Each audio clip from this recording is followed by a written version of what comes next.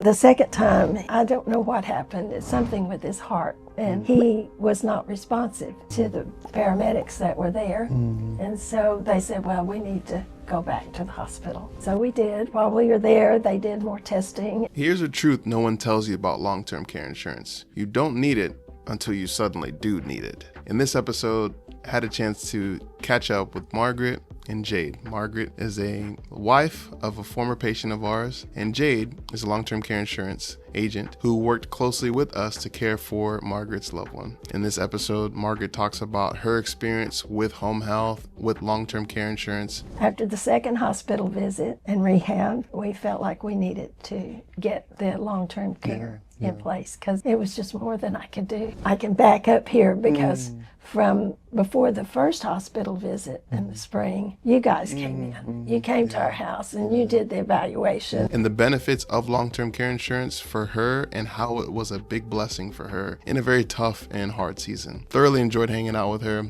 You guys will really enjoy this. Stay tuned. Let's go.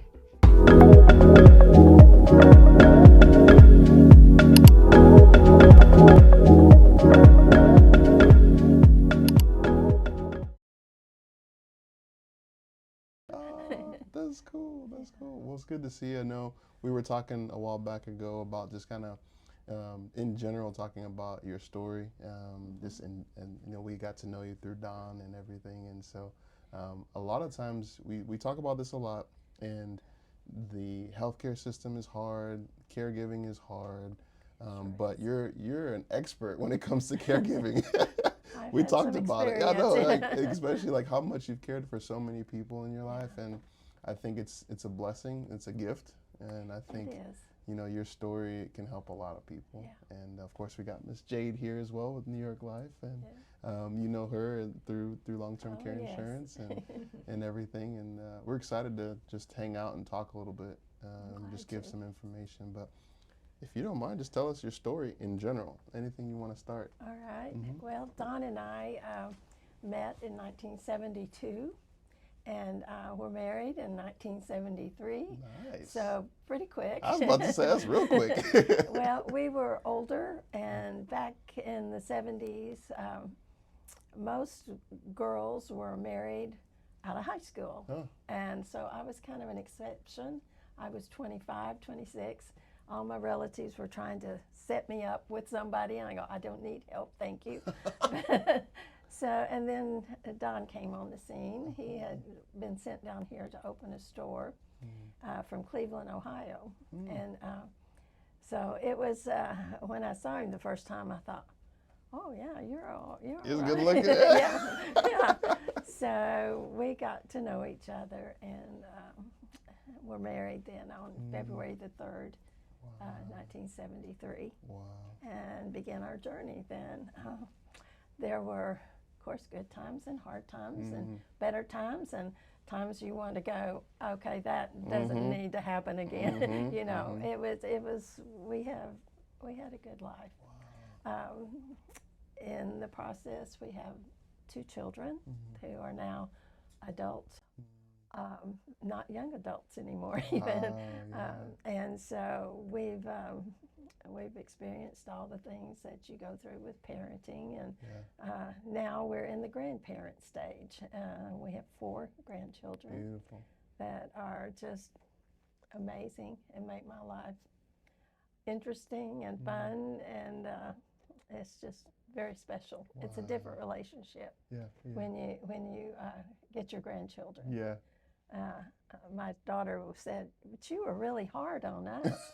And I said, well, that's all right. But these are my grandchildren. That's it. You got to spoil them and send them back. Yeah.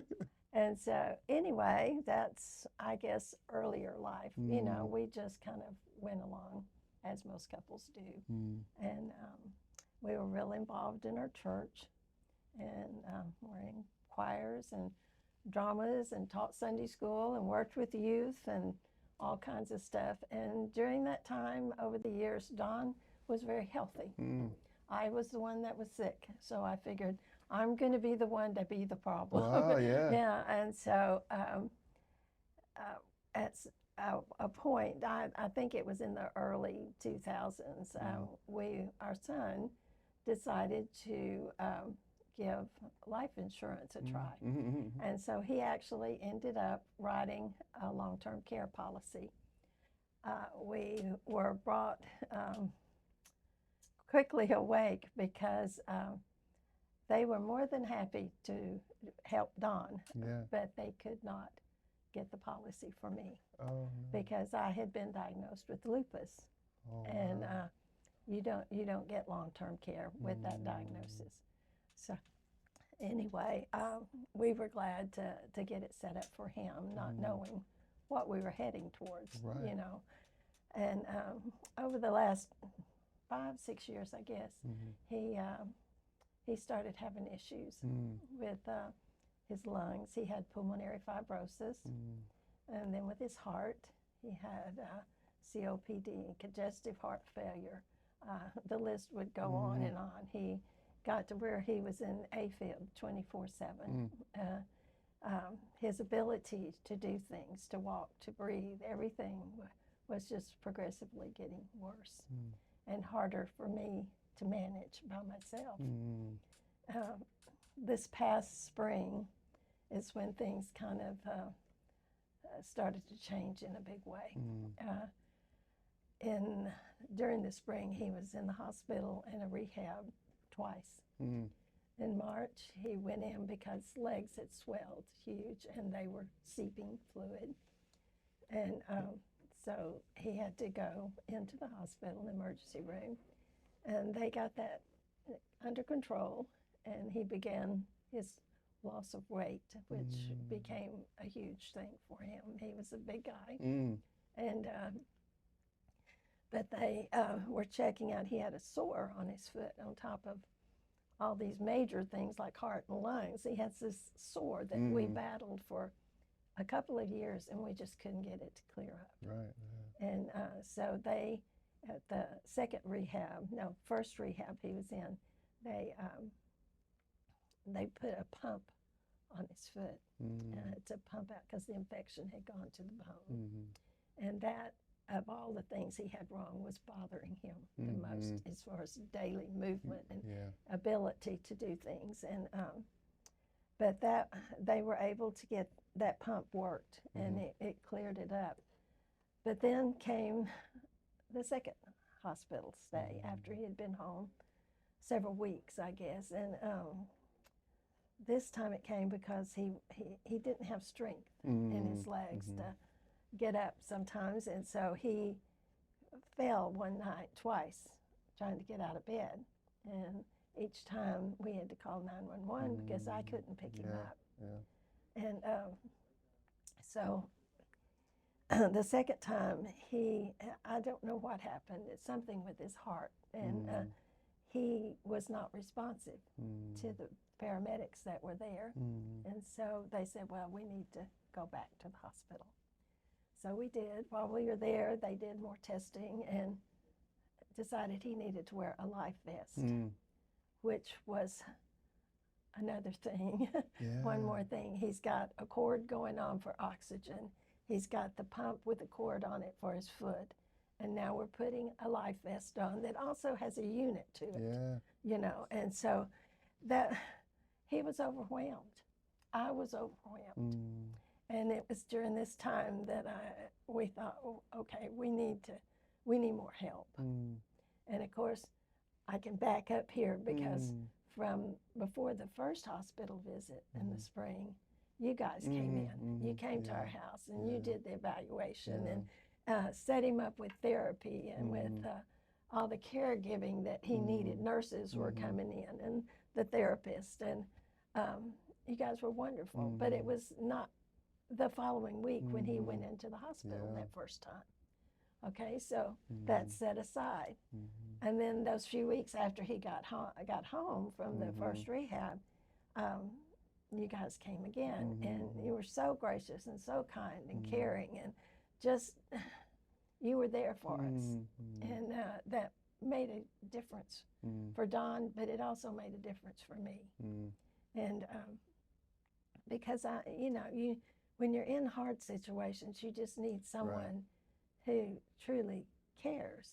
You can have caregivers coming in, but we needed heart Yeah, caregivers. yeah, You know, they gave from their heart, and that's the way you guys were with us. We took you in as family, and you were just present. And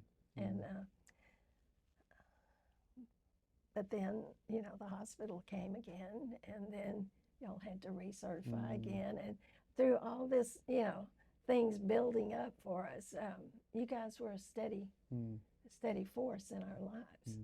After the second hospital visit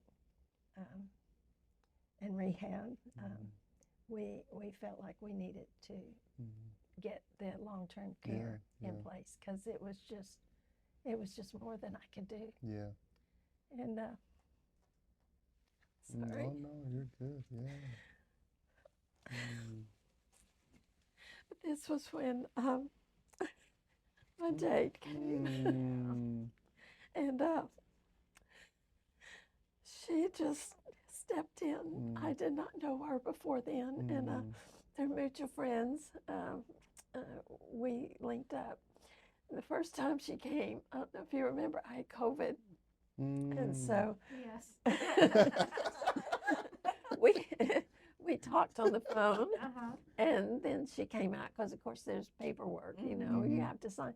And so our meeting was actually on the front porch. I stayed in the doorway, and she stepped back from the porch, and we had a bench there, and so she would lay things on the bench, and I would go out and get them. And she was just amazing, truly amazing. And I don't know that I would have made it through all the steps of getting that long-term care in place. And she was a treasure to me. And I tell everybody I know how wonderful she is, because she's genuine. She's the real thing. And she cares, just like you did. And all the workers you sent our way. We were just over and over blessed in the help we had. I looked, I don't know what I'd have done if we had not gotten that policy for Don.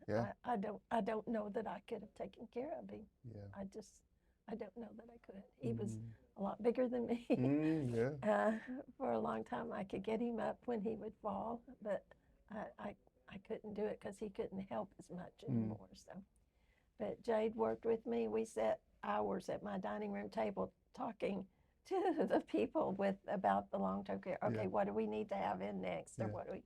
And it was complicated. It was extremely complicated, and I wouldn't have made it. So I'm thankful for Jade, and will be all my life. And I'm thankful for you guys, because you came with compassion and care in everything that you did for us. In July, Don had to go back into the hospital again, and he didn't come home with me.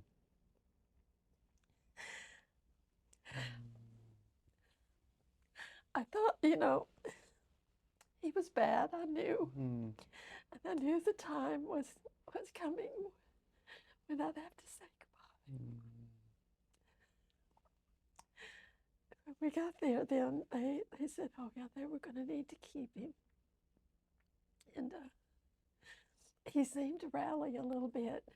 That was on a Monday, Monday evening, and on the 15th, I believe. And on a Wednesday, he says, I want to sit in the chair. He didn't like being in bed anymore. He said, I want to sit in the chair. So the nurse came, and they set him up. And when he did set up, his heart started racing really fast, and it scared him really bad.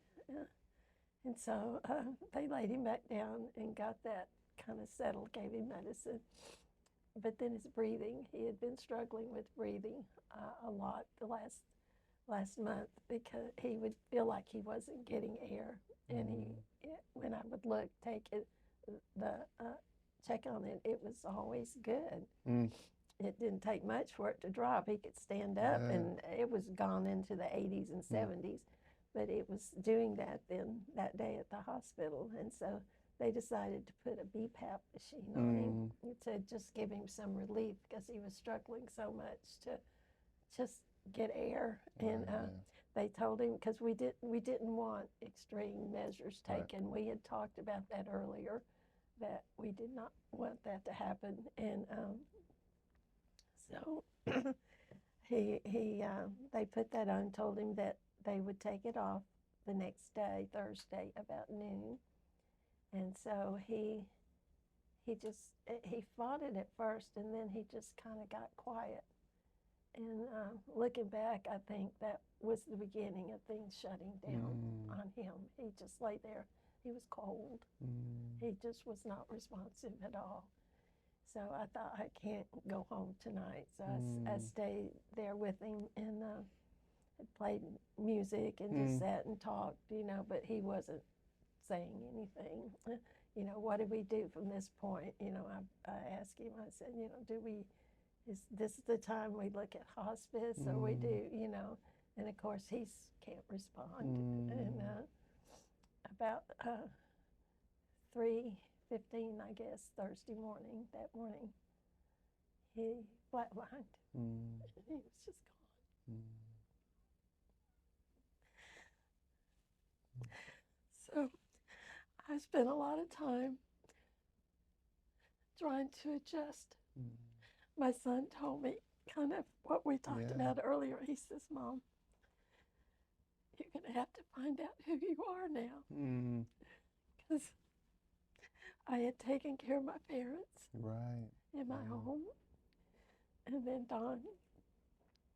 So I was a caregiver. That's what I did. And I was glad I could.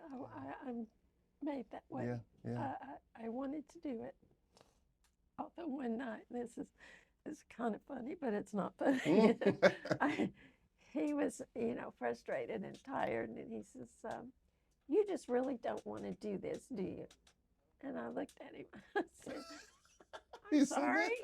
I said, I wouldn't be here if I didn't want to do it. I don't have to be here. I can walk out that door and you can manage. And he just looked at me. I said, I think you owe me an apology. That's hilarious. And so I just gave him a minute, went on into another room, and then I went back eventually, of course, and I said, so are you ready to apologize to me? He said, I'm sorry. I said, don't ever say that to me again, but the patient, the person that's sick reaches that point where they're frustrated beyond belief. They're scared. They don't understand, even though you have facts. Right. Why? He says, I never thought my life would end this way. Right. And I told him, I said, Don, everyone's life ends this way, just various forms of it, some people go quickly in a car accident or something, but everyone else, it's maybe they don't have the same issues you have, but we all just decline and decline and decline until we're gone, and we're in our heavenly home then. And it's a lot better than you suffering here. So, but you can know things like that with your head, but your heart just still hurts so bad. I don't know. It's just hard. You guys were married for how long? Well, in February it'll be 53 years. Wow. Yeah, it's like Long time. It's like your arm, Yeah, it's missing. There's something like missing. But I think being at home now, it's hard being by myself. The quietness, the silence, and it's not like, oh, he's gone on a business trip, or he'll be back next week. It's forever. And when my thoughts run to that vein, it's like a cloud just settles over me, and I cry and cry and cry, and then I'm okay. But that's getting easier. It still happens at some point daily, but in the evenings it's hard as things settle. And it wasn't even like we always stayed to sitting side by side holding hands, Right. you know, at night. He was in one room watching Fox News. Good old Fox News. or some sport, and I was in the other room doing, you know, dishes or cleaning or watching something I liked. But there was a presence there. Yeah. And it's not there anymore. Yeah. And the hardest part, like you said, it's not that long ago too. And I think you said, you know, it's fresh. You know. Very fresh. And I think that's the hardest part. You know. When was y'all's anniversary? You said. February 3rd. Oh wow. Yeah. Crazy time for a school teacher to get married. I was about to say, how did you do that? That's impressive. Yeah, well. Did you go on a honeymoon or anything? Oh, wait till you hear this. He was in trouble our whole married life for this. Yeah, I can promise you. Anyway, he worked for, managed a store for Richmond Brothers. It was a men's clothing store that was based out of Cleveland. And he opened the first store here in the Dallas area out at Town East Mall. Well, we had our wedding planned because there were, of course, Christmas is a hugely busy time for someone in retail, so no way it could happen Christmas. We weren't interested in waiting till the summer. I mean, that's far away. And so we finally figured out we could do it in February, and we would just work out the details. Everything's in place. Things are printed up. Richmond Brothers decides to have a convention in Cleveland, Ohio.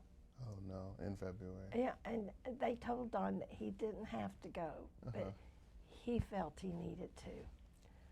So he freaking no.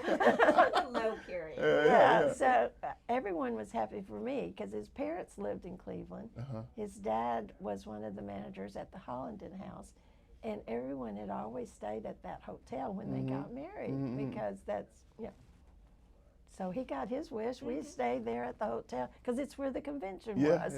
I thought, no. And I waited forever for my honeymoon. And now we got to go to Cleveland. And it never did happen, to tell you the truth. We were too busy living life, I guess. I don't know. But yeah, he was in trouble for that a long time. But he was a good man. He was worth it. I hung on and he hung on.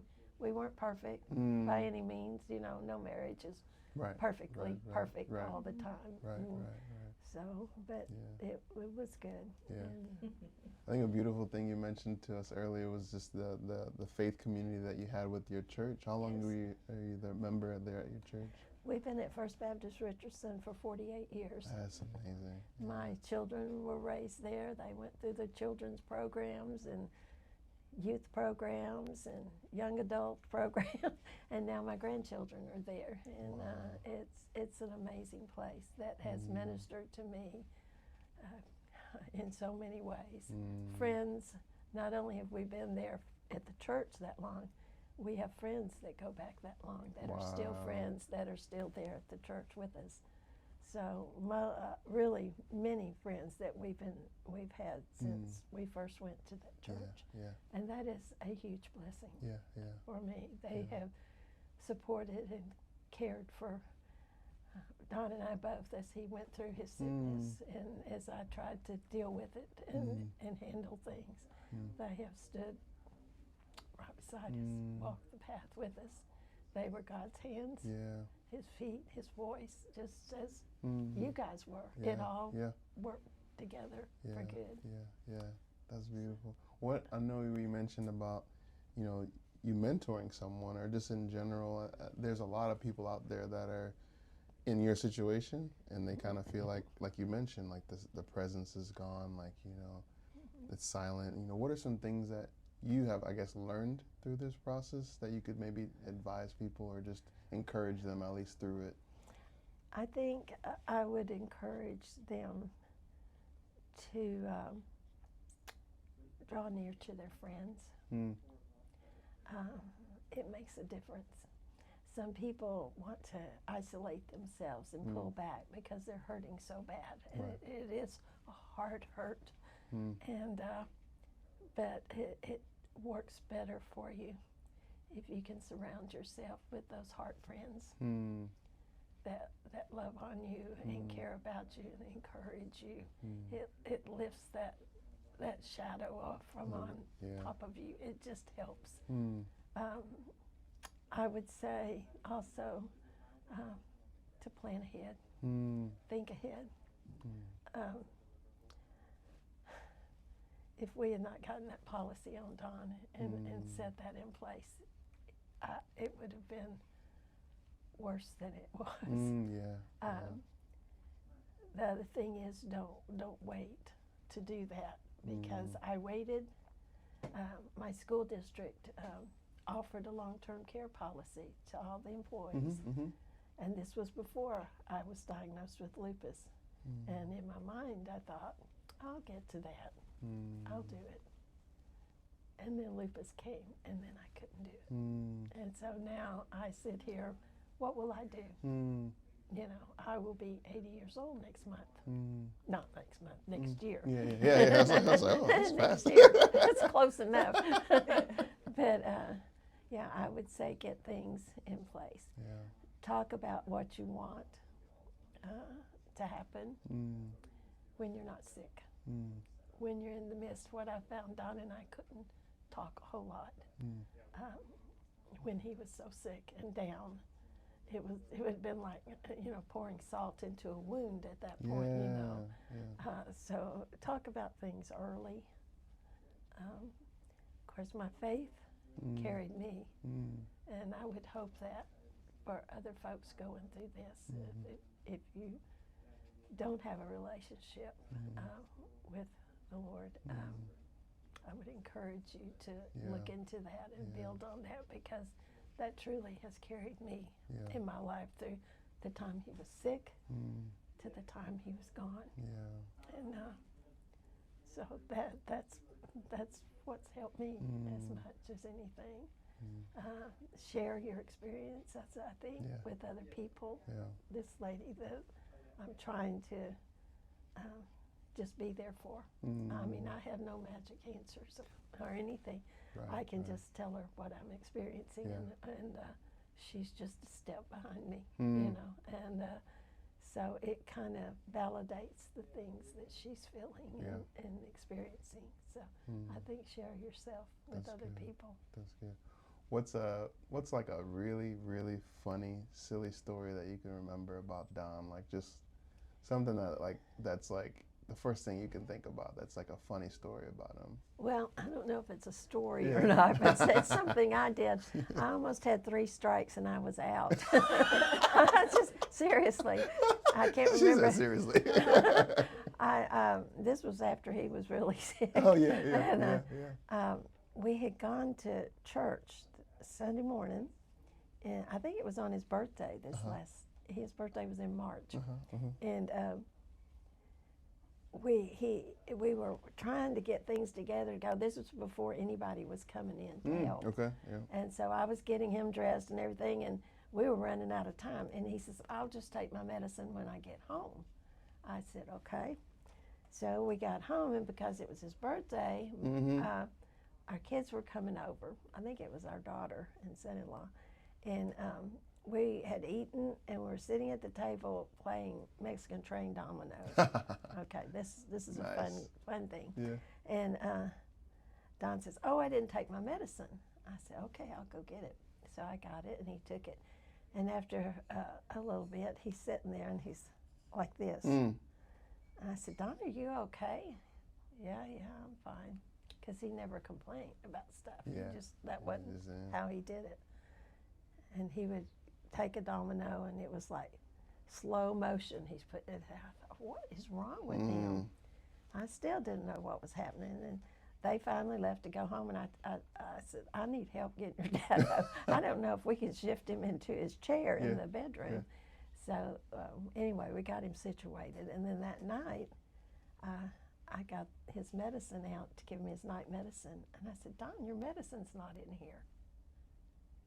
And it dawned on us. Oh, no. I had given him his night medicine Oh, at noon, which had a sleeping pill in it. That was helping him relax at the wrong time. So that was my first You're strike. like, I'm done. This is too much. We won't go into the other things that I did, but there were 2 other things that were strikes. I said, does it mean when I get to the 3rd one, I can leave? He said, no. But Oh my one other gosh. thing that we did, because we like to play games and stuff, and a friend had come over, James, that you know, and we were playing Scrabble. The other one from church? Uh-huh. I met him too, yeah. And Don he's very smart. He knows things that you wonder why he knows them. I mean, who played second base? Oh, You wow. know, for the Orioles in Wow, whatever, everything, you yeah. know, 1963. And his batting average and everything. He knows it. Wow. He just knows things like that. But he's sitting there so sick. And this was in June, I guess, before he passed in July. And he beat the socks off of James and I. Wow. He just, I mean, it was bad. It wasn't even just a little bit. But anyway, That is awesome. it was a fun thing. There were other things, I'm sure, but right Yeah. now my mind is not popping to them. Yeah, that's wonderful. Oh, one thing. Mm-hmm. He bought my son green tennis shoes one year. Green tennis shoes? Oh yes, I was not happy. Ah. That was at a time where that pair of tennis shoes was worn everywhere, you know. Oh my goodness. They don't match. He didn't care, and Scott didn't care, but I cared. Like just pure green. Oh Like, yes, bright Kelly green, that oh, color gosh. green. oh gosh. Yeah, Well. they don't match anything. Well, they did Oh. until he outgrew them. Oh. But we had good times. That's beautiful. That's beautiful. Oh, good. That's good. So Jade, I know we know each other, but tell us a little bit about yourself if you don't mind in general. Not at all. Mm-hmm. Let me see. I don't want to go too far back, Mm-hmm. but I can say that I started my senior living career back in 2001. And so I've been supporting senior living, and I experienced all the things that happened within the industry, including managing a community during COVID. And that was an eye-opener. And so how that brought me here today to what I'm doing right now is because those experiences of talking to families and talking to the older adult about all the things that it takes to essentially get old. Yeah. Things you don't plan for, things you just don't think that is going to happen to you. Just like when you had said that Don, he didn't think that this was going to happen to him. This was going to be how he was going to live his last days. And so a lot of people don't think about that until it's too late. Yeah. And so with my own personal experience also, you know, my father-in-law was in kind of the same situation in that he got dementia, and he had not had that conversation with us about what he wants at end of his life. He hadn't had that conversation with his wife. And at the end, we really didn't know what to do. Yeah. And it is a very hard conversation to have with somebody about, you know, if things happen, what do you want? And really it is a question of what do you want, so that when the time comes, you know, the person left to deal with it isn't wondering, and it's not on their shoulders to make that decision on their own. Yeah. And so going back to, I guess I should bring up the conversation project. So last year I got involved with a group. It's called Conversation Ready North Texas. And that group is part of a larger national initiative by the Institute for Healthcare Improvement. And it's called the Conversation Starter. And that's the project where there's materials, there's resources for people to start that difficult conversation. And I kind of liken it to when your kids are younger and you have the birds and the bees conversation, and you really don't want to have that conversation Right. because it's super uncomfortable, right? Yeah. But you either have the conversation, get through the uncomfortableness, and move on, Yeah. and feel good about yourself that, hey, You did it. you were a great parent. Pound your back. Got yourself Yeah, on the back. exactly. Or you don't have the conversation, Yeah. and you hope and pray that things work out. Yeah. And so it's similar when you're talking to somebody at the end of their life is, you know, have that conversation about what they want, and just make sure that you have it before it gets to the point where you can't have it anymore. So. And I think that's the hardest part too. I like what you said about, you know, having the birds and the bees conversation, and this is like, they're hard conversations. Yeah. But it's like, how do you get started? And I think the conversation starter is such a great way to like help nudge. It's almost like putting training wheels. We're talking about training wheels, and then okay, all right, let's go ahead and start, and then taking the training wheels off, and then like, okay, you know, let's try to walk this path together. And so, what have you seen that's been such a great help to families when it comes to the project or to the starter, conversation starter? Like any specifics that you can kind of see?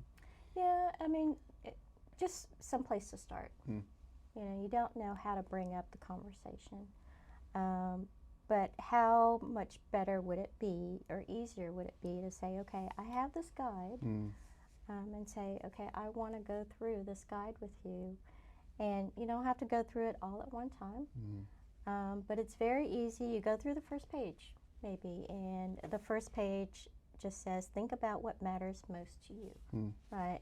And you start there. And it's just a really easy intro to the conversations you should have. And then there's other conversations, other resources, talking about the conversations like having a will, having a trust, just making sure that you have all of those in place. And of course, because of my senior living background, long-term care is a passion of mine, and helping older adults really talk about the end of your life. But it's not really the end of your life. It's just kind of the latter stages of your life. And so when I started at New York Life, which is where I am now, I knew I wanted to focus on long-term care and helping people plan for that. Because as I said, from my experience in being in senior living and seeing the struggles that families go through, and it really isn't the parent that struggles, because they're already kind of past that. It is the children or the caregivers that are left to handle all that. And there's something called the sandwich generation, and you're familiar with that, right? But yeah, it's the kids that have waited longer to have little kids, and their parents, of course, had kids younger in their life, and so when the parent needs long-term care, the adult child, is at the same time taking care of their kids. And so they're trying to juggle how to help my mom or dad, and then also, you know, being a parent, keeping up with work. And then I remember one time I had a really tough conversation with a daughter, and I was running a community, and her mom had dementia, and her mom started to wander. And because we weren't a secure community, I had to tell her, you know, this community is no longer safe for your mom. You know, I need to help you find someplace else for her. And I remember her coming to me going, Jade, I've got young kids at home. I can't afford another place, a memory support place. I can't bring her home because I have to work. I have to support my kids. And it just broke my heart. But there wasn't anything I could do.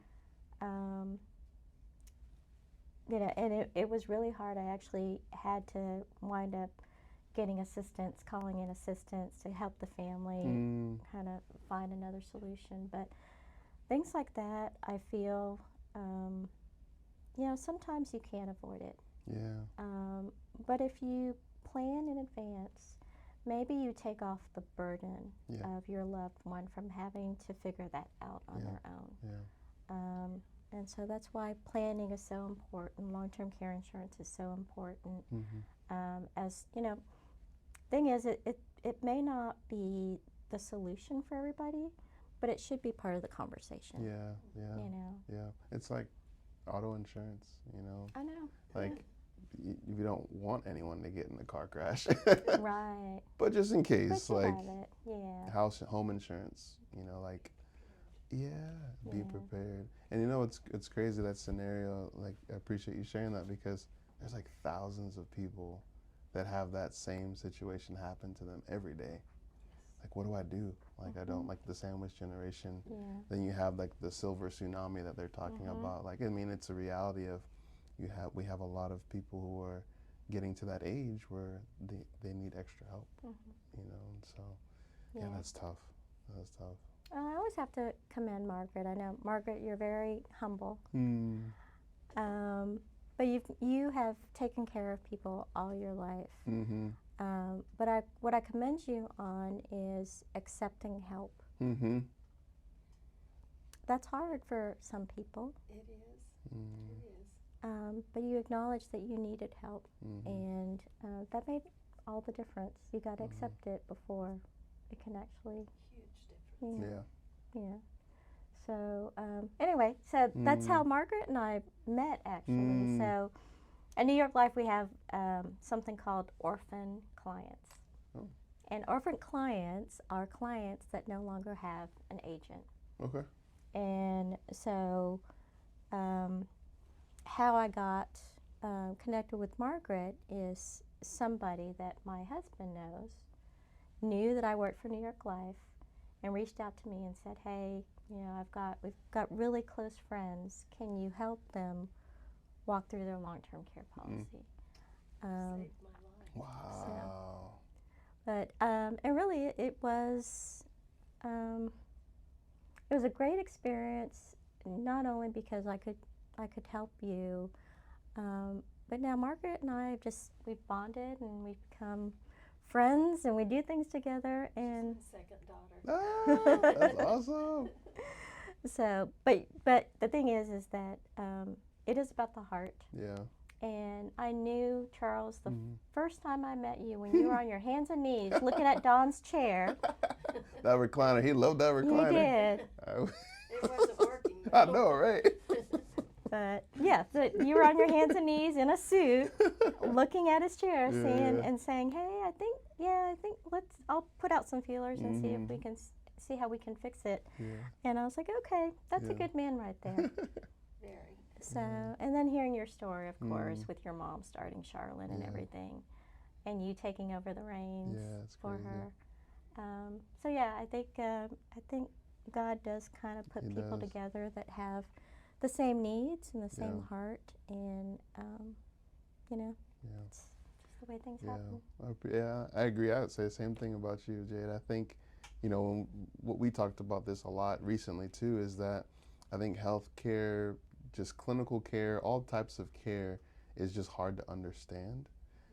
But the most important thing that allows people to say yes, or even to receive the help, is trust. And it's like, if you can trust someone like Jade or someone like us, then you're like, okay, I can trust you. Now let's try to help.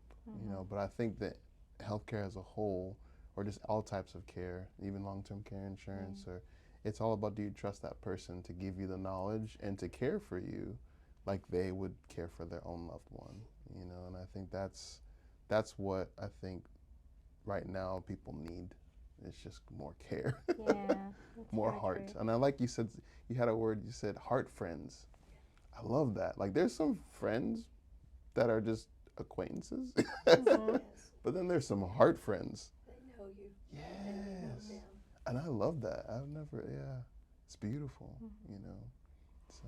Well, I remember you calling me because we had talked about when you were caring for Don that you weren't able to travel, and you were talking about how your friends were they in New Mexico at their place, and you called me, and you said, Jade, I'm here in New Mexico. I'm looking at this I'm looking at the water and everything, and you were just. It was amazing. You could just, I could hear it in your voice that you were just relaxed. And, you know, it's a tough time, but you.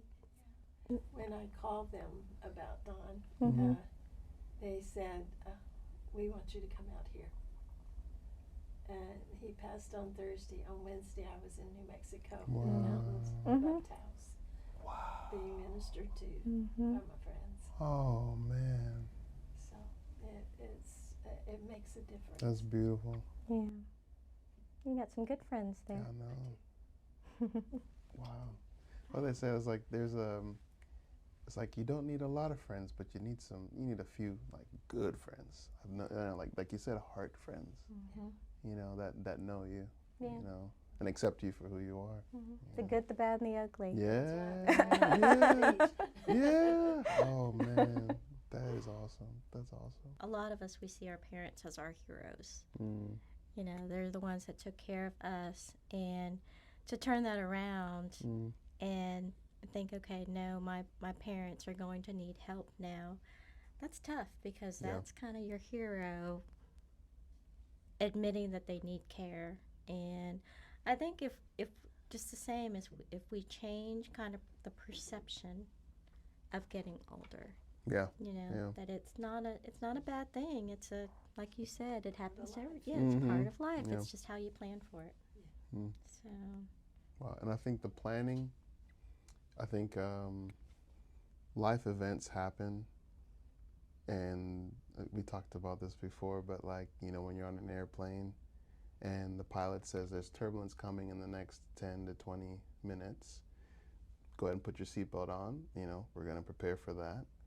It gives you, even though the turbulence may be really bad, like if the turbulence is like really bad, there's nothing you can do about it, but at least you already knew that it was coming. And I think that knowledge gives people and families peace of mind when we're talking about the conversation or we're talking about planning. Like it gives you some sort of peace, even though the situation itself may be like turbulent, you know. I think because I took care of my dad and my mom, it kind of prepared me a little bit because my dad laid out everything for me. Wow. He had funeral arrangements made, who he wanted to do it, who do I call when something happens to him. So I had that example going into this. I had learned from that. That's beautiful. And but someone who's not experienced that, it's difficult. It's overwhelming. So. Wow. November is Long-Term Care Awareness Month. Oh yeah, hey. It's a perfect time for people to learn more about long-term care and, you know, just having that conversation. Yeah. You know, it's great having the positive stories and having the perspective to share. You can read something in a book and you can regurgitate it, but you got to experience what the family has experienced, and you've got to hold somebody's hand through the toughest parts of their life with, you know, being a caregiver, to really be able to express how important it is to plan in advance. Oh, so good. That one's still catching you, so you're good. But yeah, so yeah, I mean, it's a great question, and you know, I run into so many different people, and each person, I learn something different. You know, I learn about family dynamics are just so different, and there are people that want different things. I remember, so we have a game when we go to certain exhibits, and it's jars, and you put marbles in the jars based on what's most important to you at the end of your life, right? And it's interesting because each crowd is different. Like I'll do this at retirement communities. But the one thing that keeps on coming up over and over again is nobody wants to lose their sense of humor. That's awesome. I love that. And it's not like they don't want to be in pain or they don't want to have anxiety or unfinished business. The most important thing is they want to keep their sense of humor, and it's kind of like that kind of makes sense. That makes sense, right? yeah. You want to be happy, you want to laugh. Yeah. And so it is really interesting. Mm-hmm. Wow. So ongoing, I love that. Yeah. What I want is like to gather the data Mm-hmm. And to share it, because there are other things that are important to people, and maybe testing out the age groups, Mm-hmm. of the people that you ask. So. And see how, like, that'll be actually really interesting. Yeah, though. isn't it? Wow. Yeah. Huh. I like that. I would say build a relationship with the person you love, first of all, in their new situation, because they are not necessarily the same person they were before they became ill. Be patient when they spout out things like, you don't really want to do this. Yeah. No, that's not really them talking. And my son used a word to describe Don that I think would be helpful for a family and for the caregivers coming in, and that was the word present. Be present. That was his word for his dad, that he was always present. And I think that's a good thing for all of us. That's good. That's a good thing. Wow, I was being present. I was listening to you, so it wasn't really practicing it.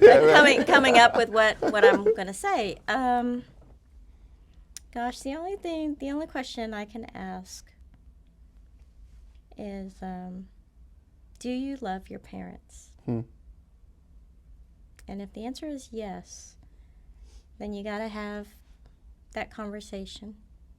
So, do you love your parents enough? The thing is, have that conversation, start it. It's not always going to be that hard. Once you start it, it'll naturally flow. So it's just starting it. You just got to start it. So. That's really good. Good job. You guys are so good. This is so great.